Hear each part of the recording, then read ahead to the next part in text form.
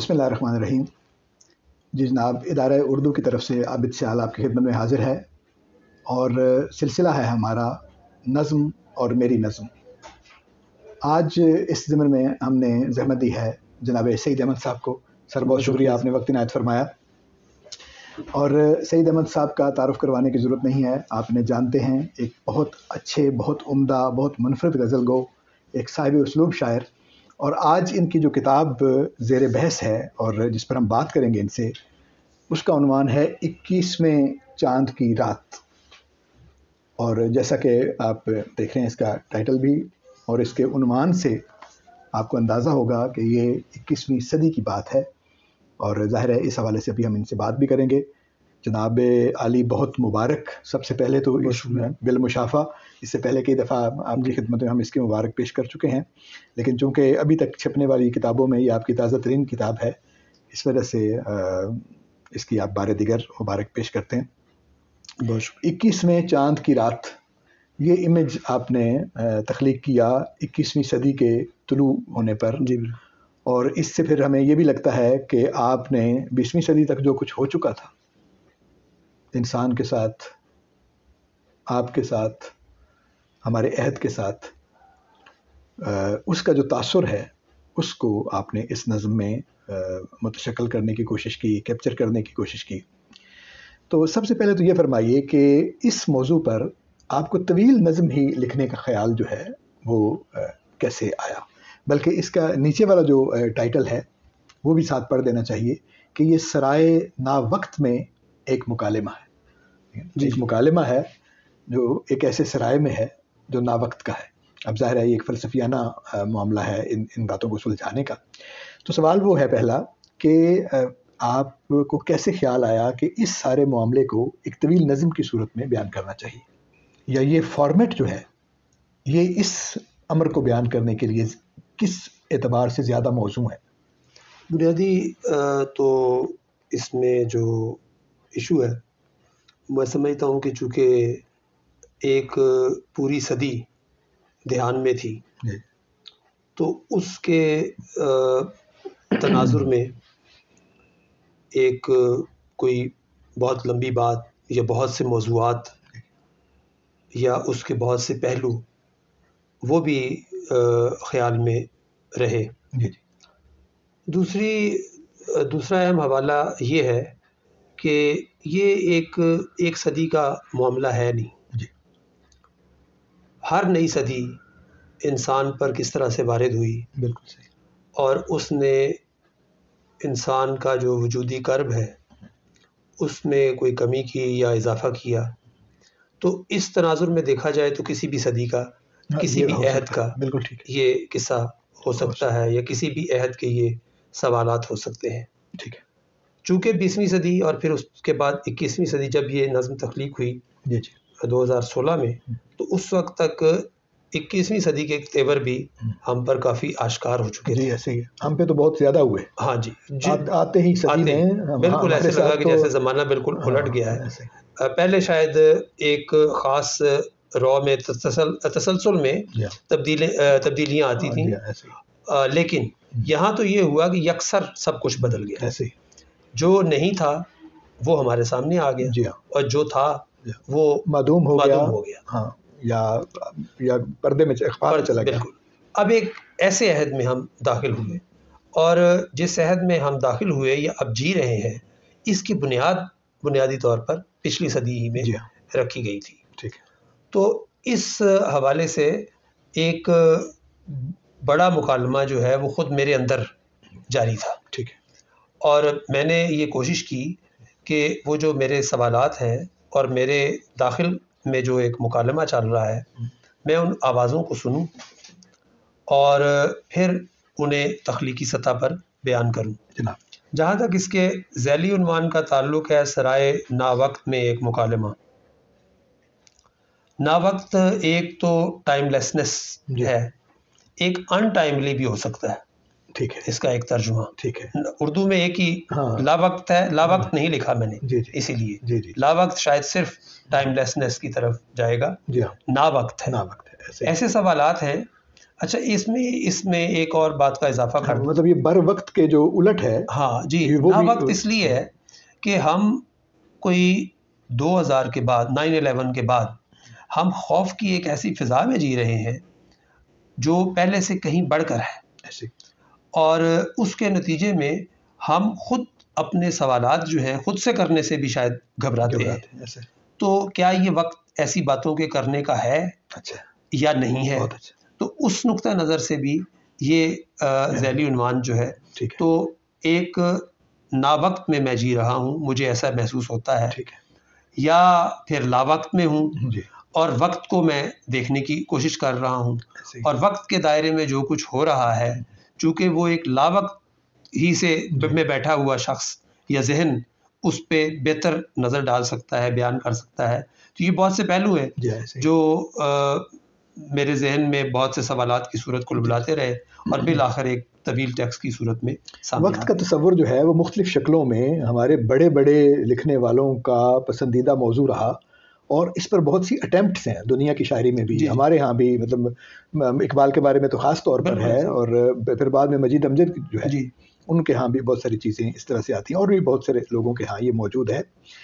تو آپ نے کہا کہ ایک مکالمے جیسے اس کا ٹائٹل بھی ہے اور آپ کے اندر یہ مکالمہ چل رہا تھا، تو یہ یعنی 4 یا 5 کریکٹر ہیں میرے خیال میں جو اس میں 5-6 کریکٹر جو ہیں وہ دہراتے ہیں. تو یہ آپ کو ادراک کیسے ہوا کہ یہ 5-6 مختلف طرح کی باتیں ہیں جو چل رہی ہیں؟ مثلا یہ 3 بھی ہو سکتے تھے، 10 بھی ہو سکتے تھے.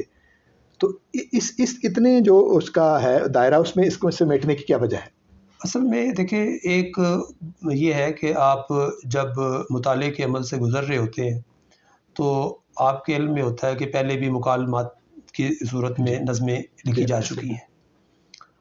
اب خاص طور پہ آزاد نظم میں بھی ایسا رہا ہے.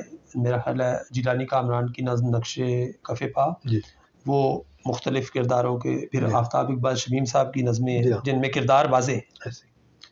مجھے ایسا محسوس ہوتا تھا کہ یہ جو صورت ہے یہ کسی حد تک میکینیکل ہو جاتی ہے کہ آپ پہلے اس کی زبان سے بلوا رہے ہیں، پھر اس کی زبان سے بلوا رہے ہیں. ہاں، تو شاعر جو ہے وہ شاید ان کرداروں میں ڈھلتا ہے. تو چونکہ یہ سوالات ہو تو ایسے ہی سکتے ہیں جیسے میرے کچھ ہوں، میں ایک بات کروں تو آپ اس کا جواب کچھ اور دیں، کہ کوئی تیسرا شخص اس میں کوئی اپنی بات کہے. تو چونکہ یہ اچھا، اب یہ جو 5-6 لوگ اگر ایک جگہ بیٹھے ہوں اور وہ اس طرح کی گفتگو کر رہے ہوں تو کبھی بھی کوئی نہیں کہتا کہ اب ڈاکٹر عابد سیال یہ کہیں گے. تو ایسے گفتگو تو بالکل یہ ایسے ہی یہ ایسا ہے کہ جیسے اندھیرے میں کچھ کریکٹر بیٹھے ہوئے ہیں اور ان کی صرف آوازیں آپ کو آ رہی ہیں، آپ ان کو ناموں کا پتہ نہیں ہے. جی ٹھیک ہے، وہ آپس میں گفتگو کر رہے ہیں، اور ظاہر ہے چونکہ آپ نے ان کو پہلے نہیں سنا ہوا تو آپ کو پتہ نہیں چلتا کہ اس وقت کون بول رہا ہے. یہی مشکل شاید ہے اس میں. لیکن آپ آواز سے تو اندازہ کر سکتے ہیں کہ یہ وہ والی آواز ہے جو اس سے پہلے والی آواز میں جس آدمی نے بولا تھا. لیکن ظاہر ہے اس پہ آواز سے اور پھر اس کے ساتھ تسلسل آرگومنٹس اور کوسچنز. ٹھیک ہے، اور پھر ظاہر ہے کہ ایک کردار جو اپنی ایک رائے رکھتا ہے وہ اسی کے حق میں وہ بات کرے گا اس کے. تو بس اس طرح کی صورت تھی. لیکن یہ سب کچھ اتنا جو ہے نا وہ ذہنی سطح پر نہیں ظاہر ہے وہ ہوتا بھی نہیں ہے، یہ تخلیقی عمل ہے، اور اسی کے اندر جو ہے نا وہ آپ کو سارا احساس بھی ہوتا ہے. آپ نے اپنی جو ایک پہلے والی کتاب ہے دن کے نیلاب کا خواب، اس پہ جب ہم بات کر رہے تھے تو اس میں اب آپ نے اسلوب کے بارے میں بات کرتے ہوئے آپ نے یہ فرمایا تھا کہ آپ کچھ ان کہا جو ہے وہ بھی نظم میں رکھنے کی صحیح کرتے ہیں اور اس اسلوب کو اپناتے ہیں جو نظم میں ان کہا رکھنے کا. تو آپ نے اس نظم میں جو لوگوں کے نام ہے اور ان کی جو ظاہری شناختیں ہیں ان کو بھی ان کہے میں ڈال دیا ہے، اور تاکہ اس کا ایک دیکھیں اصل میں تو وہ بات اہم ہے جو ہو رہی ہے، اور آپ کو اس کے مجموعی موضوع سے اس کے جو انسلاک ہے اس کا ادراک بھی ہوتا ہے. یہ فرمائیے کہ نظم کے بہت بڑے بڑے لوگوں نے اس پر بات کی ہوئی ہے، کچھ پہ فلیپ میں بھی موجود ہے اور کچھ اس کے علاوہ بھی جو باتیں ہوئی ہیں. یعنی اس نظم کے بارے میں یہ کہا جاتا ہے کہ یہ مابعد جدید نظم جو ہمارے ہاں آئی ہے اس کی ایک بہت عمدہ اور بہت ایک اچھی مثال کے طور پر اس کو پیش کیا جا سکتا ہے. تو کیا کیا آپ کے خیال میں وہ ایلیمنٹس ہیں یا ایک آدھ بات ایسی کہ جس کی بنا پر ہم اس نظم کو جو ہماری جدید نظم آئی تھی اس سے اگلے سٹیپ پر اٹھا کر مابعد جدید نظم کے ذیل میں رکھ سکتے ہیں؟ دیکھیے اس میں جو ہے نا ایک بات کی پہلے میں وضاحت کر دوں، جو بھی آپ نے کہی ان سیڈ، وہ یہ تو بات ٹھیک ہے کہ کردار میں نے معدوم کر دیے اور صرف ان کی آوازیں برقرار رہیں نظم میں، یا ان کے سوالات برقرار رہے۔ البتہ ایک بات کبھی کبھی ایسے ہوتا ہے کہ خود شاعر کو بھی علم نہیں ہوتا، چونکہ بہت سے یہ اس طرح کے اعتراضات تھے یا رہتے ہیں شاعری پر کہ جو جیسے آپ نے پہلے بھی کہا کہ ان سیڈ تک پہنچنا بھی تو ایک کام ہے۔ جی تو میرے ذہن میں یہ تھا کہ میں ایک مسلسل ڈائلاگ لکھوں، ٹھیک ہے، جس میں یہ ان سیڈ کم سے کم ہو، ٹھیک ہے، اور قاری کو یہ مشکل پیش نہ آئے۔ تو میں نے تو اپنی طرف سے سوائے کرداروں کو منہا کرنے کے اور کچھ نہیں کیا، لیکن بعد میں پتہ چلا کہ نہیں، وہ جو سوالات کی نوعیت ہے اور پھر ان کے جواب دینے کا جو وقفہ ہے، وہ ایک اور مشکل پیدا کر رہا ہے۔ نہیں، وہ اصل میں یہ ہے نا کہ جب آپ تکنیک کوئی اپناتے ہیں تو ظاہر ہے اس کے اپنے چیزیں بھی ساتھ آ جاتی ہیں۔ یعنی جب آپ کسی آدمی کا نام لکھتے ہیں کہ بھئی اس وقت جب دو آدمیوں کا مکالمہ لکھتے ہیں اور اس میں آپ لکھتے ہیں پھر تو پتہ چل جاتا ہے کہ یہ سوال ہے، یہ جواب ہے، لیکن جب آپ 5 آدمی بول رہے ہیں تو یکدم ایک چیز آئی ہے تو تھوڑی دیر پڑھنے کے بعد آپ کو پتہ چلے گا کہ یہ تیسرے آدمی والی بات ہے یا یہ دوسرے آدمی والی بات ہے، تو ظاہر ہے اس میں تھوڑی سی تردد کا یا وہ ہے معاملہ۔ دیکھیے اب جو بات دوسری آپ نے پوچھی کہ مابعد جدید عہد میں ہم نے اسے کیسے شامل کر لیا، آپ یہ غور کریں کہ ہم ریئلٹی سے ہائپر ریئلٹی کے دور میں داخل ہو گئے، بالکل ٹھیک ہے، اور ٹروتھ سے پوسٹ ٹروتھ ایرا میں آ گئے۔ جی ایسے تو میں یہ سمجھتا ہوں کہ یہ نظم ان دونوں حوالوں سے اپنی شناخت ہمارے سامنے لاتی ہے کہ یہ جو عہد ہے اور اس کا جو اسلوب ہے، کیونکہ یہ سب آپ اسے جب پڑھتے ہیں تو کہیں بلکہ پوری نظم کو پڑھتے ہوئے شاید بعض نقادوں نے یا دوستوں نے یہ کہا کہ ایسا احساس ہوتا ہے کہ شاید یہ آپ نے حقیقتیں خود سے تشکیلی حقیقتیں ہیں یہ۔ ہاں، تو یہ ایک بہت بڑا ایلیمنٹ ہے جو شاید جدید نظم میں نہیں تھا، کہ یہاں پر آپ ہائپر ریئلٹی کا احساس ہوتا ہے کہ کیا واقعی ایسے ہے؟ ہاں، سوال اٹھتا ہے کیا یہ تصویر جو ہے یہ حقیقی ہے یا صرف تصویر ہے؟ اور دوسرا اہم جو ہے وہ جو دوسری بات میں نے آپ سے کہی کہ چونکہ حقیقت خود ہمارے عہد میں آ کر ایک سوال بن کر رہ گئی ہے، اور اب جو غیر حقیقی جو بھی چیزیں ہیں ان کو حقیقت بنا کر پیش کرنا یہ کوئی بہت بڑی بات نہیں ہے۔ تو یہ دونوں ایلیمنٹ جو ہیں یہ اس نظم میں آپ کو دکھائی دیں گے۔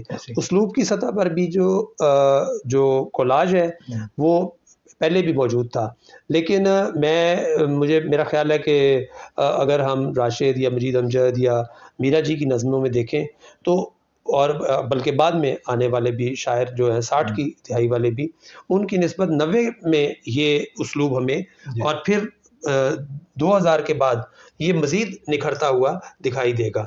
ویسے اس اسلوب کے ساتھ چلنا مشکل ہے، اور بہت سے شاعروں نے ہم عصر جو شعراء ہیں انہوں نے بھی اس سے بچنے ہی کی کوشش کی ہے۔ اسے آپ میرا حوصلہ قرار دے دیجیے۔ نہیں ظاہر ہے، دیکھیں آپ نے جو کام کیا اس کا ایک امپیکٹ ہے۔ یہ فرمائیے کہ آپ نے اسلوب کی سطح پر بھی، اس سے پہلے بھی آپ کے ہاں لفظوں کی بے تکلفی جو ہے آپ کی شروع کی نظموں میں بھی موجود ہے، اور ایکسپریشن میں آپ بے تکلف ہو جاتے ہیں بعض اوقات۔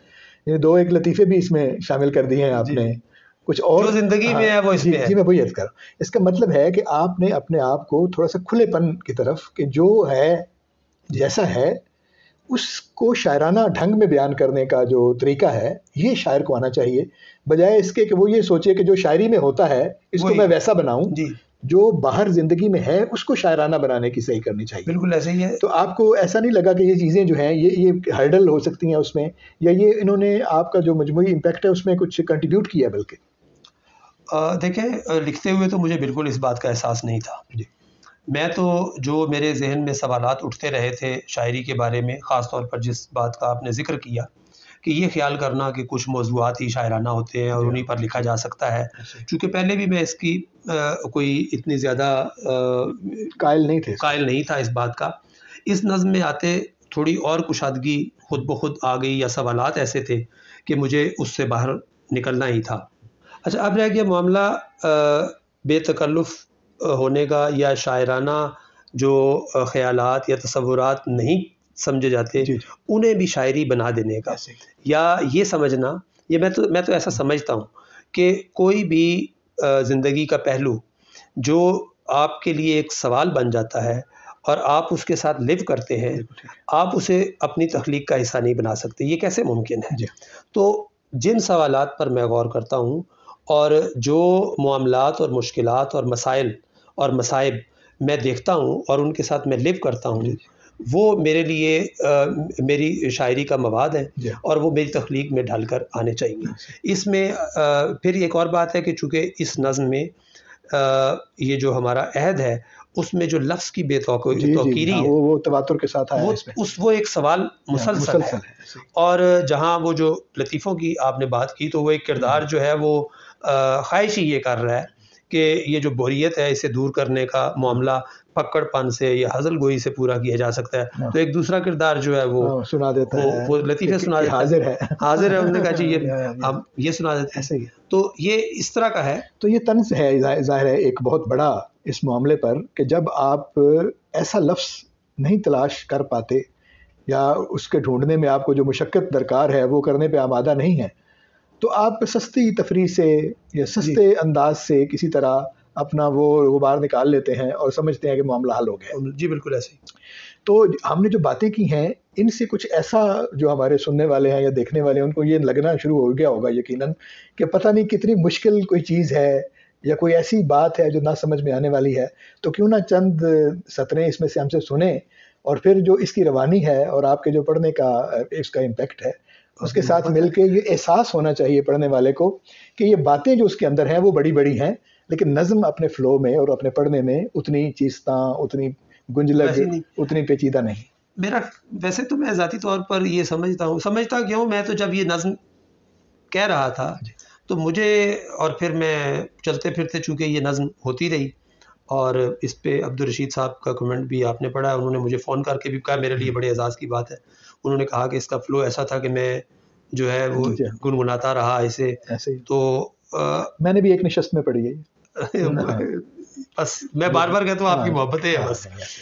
تو اب وہ جو جب میں یہ نظم کہہ رہا تھا اور پھر ہر روز ایک صفحے پہ اتارتا تھا جو کچھ ہوتا رہتا تھا دن بھر میں، تو مجھے ایسا لگ رہا تھا کہ بہت ہی سادہ سی نظم ہے، اس کے سوالات تو ہیں اور اس کا فلو، اس کا بھی مجھے احساس ہو رہا تھا، لیکن مجھے ایسے لگتا تھا کہ اس کے سمجھنے میں کسی کو بھی کوئی مشکل پیش نہیں آئی۔ بات یہ ہے کہ یہ جو سادگی ہے جس کو آپ سادگی کہہ رہے ہیں یہ مشکل سے حاصل ہوتی ہے، یہ آسانی مشکل سے حاصل ہوتی ہے۔ دیکھیے بات یہ ہے کہ اس پہ پھر کبھی آپ سے بات بھی اس پہ کریں گے، ایک وقت کی جو مابعد الطبیعیات ہوتی ہے وہ اگلے وقت میں جا کے طبیعیات بن جاتی ہے، اور ایک وقت کا جو ابہام ہوتا ہے وہ اگلے وقت میں جا کر توضیح بن جاتا ہے۔ تو جب آپ چیزوں کے ساتھ رہتے ہیں، ان کو دیکھتے ہیں، مثلا راشد کے بارے میں کہا جاتا تھا کہ وہ بہت مشکل شاعروں کا شاعر ہے، جی لیکن اب معمولی شعری استعداد رکھنے والا آدمی بھی اس سے بہت اچھا استفادہ کر سکتا ہے، حتیٰ کہ آئینہ خانہ غالب کی شرحیں جتنی لکھی گئیں، تو اور اسی طرح اختر حسین جعفری کے بارے میں یہ کہا جاتا تھا کہ سمجھ میں نہ آئے پھر بھی بہت اچھے لگتے ہیں، لیکن آج آپ کہہ سکتے ہیں کہ سمجھ میں نہیں آتے، وہ تو بالکل سمجھ میں آتے ہیں۔ تو اس کا مطلب ہوتا ہے کہ جو بھی شخص اپنے عہد سے ایک قدم آگے جا کر دریافت کر رہا ہوتا ہے اپنے اس حالات کو، وہ وقتی طور پر اس کے ساتھ لگتا ہے کہ شاید اس کے ہاں ایسا ہے، لیکن میرا خیال ہے اس نظم میں آپ نے اپنا جو پچھلا اسلوب ہے اس سے اگلے سٹیپ پر جا کر اس کو بہت آسان، سادہ اور سیدھا کرنے کی صحیح کی ہے، جس میں کامیابی کم از کم اس کا ٹیکسٹ جو ہے وہ کہیں سے بھی کوئی بھی پڑھے تو اس میں مشکل صرف وہی رہے گی کہ اس سارے کو ملائیں گے کیسے اور کس جگہ کو کس جگہ اس کے ساتھ ملا کے دیکھیں گے۔ باقی اس میں جو سوالات ہیں اور جو تصورات ہیں وہ جو کہ اسی عہد سے متعلق ہے، تو میرا خیال ہے کہ وہ ہر شخص، لیکن مجھے تو یہ اس وجہ سے بھی اچھی لگتی ہے کہ اس میں ایک جو نوحہ ہے، بہت سارے نوحوں کے ساتھ جو بھی ہم نے بات بھی کی، وہ لفظ کے بارے میں کہ مطلب لفظ جو ہے، لکھا ہوا لفظ ہے، بولا ہوا لفظ ہے، اس کی بے توقیری کی جو صورت یہاں پہ ہو گئی ہے۔ آپ دیکھیں لفظ سے منسلک جتنی بھی چیزیں ہمارے پاس ہیں، ادب ان میں سے ایک ہے، صحافت ان میں سے ایک ہے، یا آپ عدالت میں جب بات کرتے ہیں تو آپ لفظ کے ذریعے کرتے ہیں، جب آپ استاد ہوتے ہیں تو آپ لفظ کے ذریعے بات کرتے ہیں۔ تو یہ جن جو کام ہیں زندگی کے علاوہ جو ہم بولتے ہیں وہ تو ہے ہی، جو کام جن کی بنیاد لفظوں پر یا بولنے پر ہے، خطیب ہیں جو بولتے ہیں، سیاستدان ہے جو لفظوں کے ذریعے بات کرتا ہے، تو جو آدمی لفظوں کو استعمال کر کے اپنے زندگی کے پیشوں کو اپنائے ہوئے ہیں، ان کے ہاں جو بے توقیری ہے، تو ایک ہمہ جہت بے توقیری کی بات جو ہے اسی لفظ سے نکل آتی ہے. بنیادی طور پر انسان کے نا انسان ہونے اور پھر اس کے ایک شے میں ڈھل جانے، اور پھر ہر جو ہماری روحانی قدر ہے اس کو بھی ایک شے بن جانے کا جو عمل ہوا ہے، یہ ان سب کا نوحہ ہے، اور لفظ اس میں سے ایک ہے. چند سطریں عنایت فرمائیے.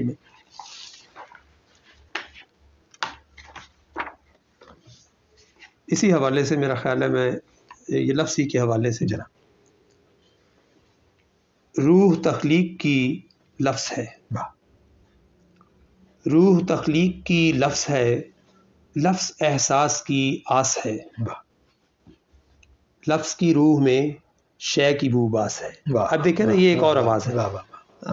پہلی آواز وہ جب آپ نے اس کو مختلف حصوں میں بانٹا ہوا ہے تو خود بہت اندازہ ہو جاتا ہے کہ اگلا آدمی بات کر رہا ہے. بالکل. روح تخلیق کی لفظ ہے، لفظ احساس کی آس ہے، لفظ کی روح میں شے کی بو باس ہے، گھر مکانوں سے بنتے ہوئے، عکس کو آئینہ اور تصویر کو کینوس، منہ قلم رنگ، تحریر کو روشنائی قلم، کھینچ لاتے ہیں معدوم سے آنکھ کی لوح تک. کیا بات ہے، کیا بات. آج کی ڈکٹیشن ہے یہی، واہ واہ، آج کی ڈکٹیشن ہے یہی، آؤ آؤ چلیں برف کی آگ میں، آؤ آؤ چلیں برف کی آگ میں، خون میں جرم کی لہر کب تک دبی سی رہے. کیا بات ہے.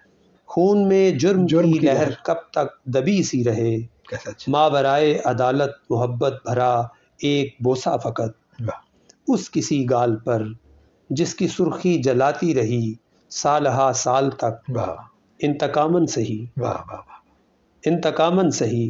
اب بتاؤ ذرا، اب بتاؤ ذرا، روح کی روشنی لفظ ہے یا عدد. واہ واہ واہ، کیا بات ہے. یہ آپ نے کیسا فرق کیا لفظ اور عدد میں، دنیا اعداد کے کھیل میں چلی گئی. جی جی. اور یہ اب درمیان میں کافی صفحوں کے بعد پھر لفظ کی بحث آتی ہے، تو میں وہیں سے اسے دوبارہ جوڑ دیتا ہوں. لفظ کی لو جو سطروں میں مستور تھی، آج غائب زمانوں کی کھڑکی سے حیرت زدہ جھانکتی ہے ہمیں. لفظ کی لو جو سطروں میں مستور تھی، آج غائب زمانوں کی کھڑکی سے حیرت زدہ جھانکتی ہے ہمیں. پات اور آگ کے ہوں کہ سنگے سیاہ پر کھلی روشنی، کندہ ناکندہ گلکاریاں، نسخ و تعلیق کے ہنس و ہنس کی خط شکستہ ہوئی، خواہش و خواب کے سبز میں.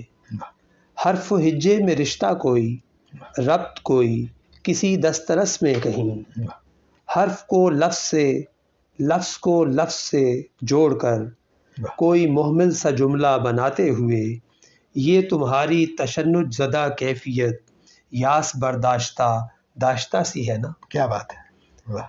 حرف کو لفظ سے، لفظ کو لفظ سے جوڑ کر کوئی محمل سا جملہ بناتے ہوئے، یہ تمہاری تشنج زدہ کیفیت یاس برداشتہ داشتہ سی ہے. داشتہ سی ہے. کیا بات ہے. یاس برداشتہ داشتہ سی ہے نا. کیسا اچھا جناب اس کا امپیکٹ ہے، اور سننے میں اور پڑھنے میں ایک لطف ہے، ایک اور طرح کا لطف، جو آپ کو کم از کم اتنے احساس کی ترسیل ضرور ہوتی ہے کہ یہ ایک ایسی بات ہے جس کا سمجھا جانا ضروری ہے، جس کے اندر کچھ بات ہے. تو لہٰذا ایک شے ہے جس میں ایک آرٹ میں ایک مغز ہوتا ہے، اس مغز کی موجودگی کا احساس دلانا یہ آرٹ کا پہلا کام ہے. اس کے بعد قاری اس کی طرف متوجہ ہوگا. تو میں سمجھتا ہوں کہ جو آپ نے پڑھا وہ بھی، اور جو میں نے پڑھا ہوا ہے اس نظم کو، اور جو پذیرائی جس سطح پر اس کی ہوئی ہے، اس کی جو پذیرائی کی شکلیں ہیں وہ بھی نکلیں گی، ابھی اور ہیں. مثلا 2-3 یونیورسٹیوں میں جب طویل نظم پر کام ہوا ہے تو اس میں یہ شامل ہے. ابھی میں نے کچھ دیر پہلے دیکھا ہے کہ ایک اور یونیورسٹی میں اس پر کام کا آغاز ہوا ہے، اور کچھ اور دوستوں نے. اصل میں بات یہ ہے کہ ہمارے ماحول میں اتنا ہو گیا ہے جو سستی شہرت، یعنی زود اور سستی، ہاں، اور زود ہضم قسم کی چیزیں جو ہیں کہ آپ دیکھیں، ان سے حظ اٹھائیں اور ان کو پھینک دیں. تو یہ جو ڈسپوزیبل معاملہ ہو گیا ہے اس سے اس طرح کی جو چیزیں ہیں ان کی طرف یعنی جو جمع غفیر ہے اس کی کم ہے جو توجہ ہے، لیکن جو اصیل آرٹ کو جاننے والے لوگ ہیں وہ اس سے واقف بھی ہیں اور اس کی طرف متوجہ بھی ہیں. تو میں امید کرتا ہوں. میں آپ کا شکر گزار ہوں کہ آپ نے اتنے سالوں میں پہلی بار میں نے شاید اس نظم کے حوالے سے خود سے کوئی گفتگو کی ہے. اور مجھے اس بات سے خوشی ہوئی کہ آپ نے کہا کہ خود سے گفتگو کی ہے، تو مجھے بھی اپنا خود ہی سمجھا ہے.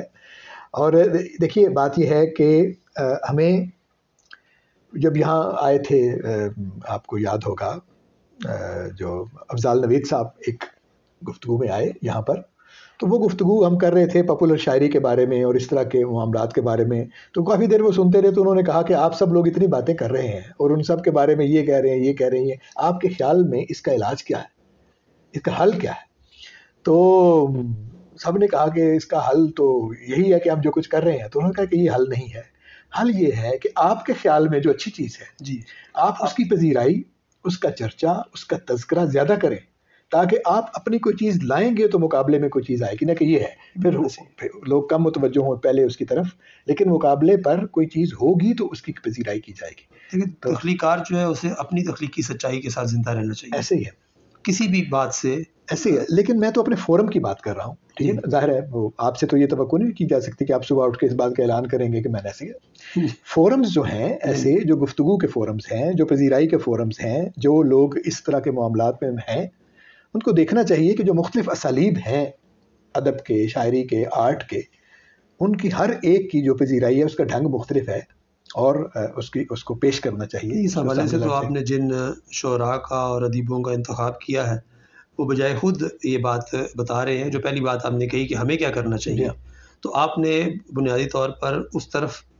رخ کیا کہ جو فرض کیا جو معیارات ہم نے مقرر کر رکھے ہیں ان پہ اگر کوئی لوگ پورا اترتے ہیں تو ان کو سامنے لانا چاہیے، ان سے بات ہونی، سامنے کیا لانا ہے، ان سے گفتگو ہونی چاہیے. سامنے ہے، ہاں ان سے بات ہونی چاہیے، بر وقت پذیرائی ہونی چاہیے. میں سمجھتا ہوں یہ بہت بڑی بات ہے. عملی سطح پر کسی بھی تخلیقار کا چلے جانا اور پھر کچھ کر کے دکھانا یہ ایک مشکل کام ہے. آپ ہر دو سطح پر تخلیقی بھی اور اس حوالے سے بھی کام کر رہے ہیں، یہ قابل ستائش ہے. بہت شکریہ آپ کا. امید ہے ہمارے دوستوں کو یہ باتیں پسند آئی ہوں گی. بہت شکریہ آپ کا.